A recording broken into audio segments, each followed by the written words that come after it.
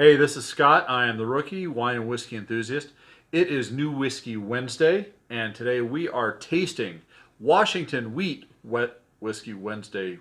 Anyways, dry fly wheat whiskey, 3-year-old. Stay tuned.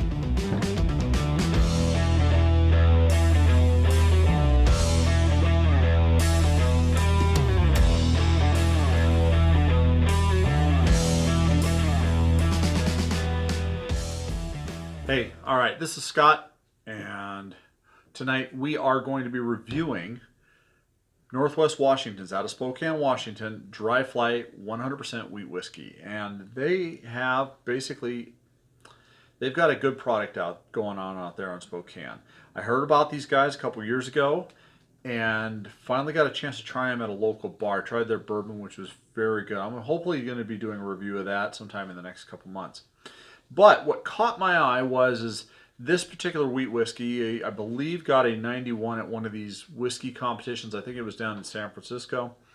And it kind of piqued my interest. And why is a wheat whiskey going to pique my interest when I normally drink ryes, scotches, and bourbons? Well, a wheat whiskey is one of those whiskeys that has a very mild flavor. It's not going to be a lot of spice. And it's probably a good whiskey to get somebody that you want to introduce whiskey to. So, who is Dry Fly? Dry Fly was started by two friends, Don Puffenroth and Kent Fleischman. They went with the idea that they wanted everything to be farm to bottle. So everything is grown in Eastern Washington. This particular 100% wheat whiskey, the grain is soft white wheat. By the way, you might be hearing my dog bark. He's my whiskey and wine dog, who is whining right now. Anyways, there's a lot of W's in tonight. Wheat, whiskey, Washington, wine, whiny dog. You know, it's all over the place.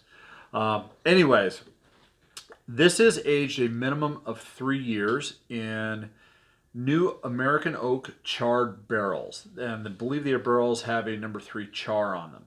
So, again, it's an age stated. Natural color, basically it's aged in Eastern Washington, which means it's cold in the winter, hot in the summer. So there's going to be, during the summer months, pretty much between June and September, a lot of movement between those barrels. Wheat, this whiskey's got a nice golden rim to it, though it's mostly amber. Now you'll see I don't have my standard Glencairn tonight, and the reason being is as I've played with this whiskey's got a unique feature I want to show you that I like to do, and you can do it in a Glencairn as well. But wheat whiskeys are going to have a very bread-like quality, and this one is all bread. When I nose it, the oak comes through in a nice strong vanilla, but in the background I am smelling wheat bread. You know, it's hot out of the oven style wheat bread. And it's got a very good light flavor to it. There's a little bit of citrus in there as well. Not a whole lot. Probably the citrus and the vanilla, though, is probably coming from the oak. Though the citrus, citrus is not something you normally get from a new oak barrel. Anyways, let's go ahead and taste it.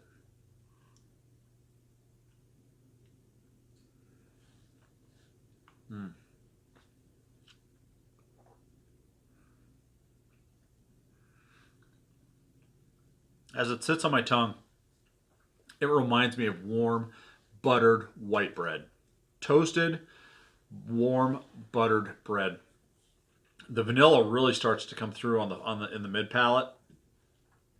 But where this wheat whiskey really shines, now most people will either have their whiskeys neat like this, or they'll put, and this goes for all whiskeys, they'll put an ice cube in it, or you know, some people will put those little granite cubes in it to chill it.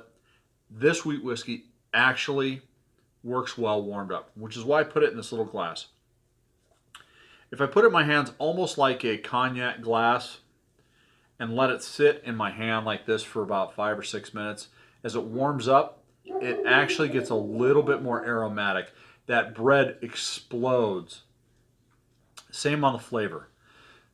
So, anyways, this is a really good whiskey. It sits at 90 proof. Yep, 90 proof. I want to double check on that.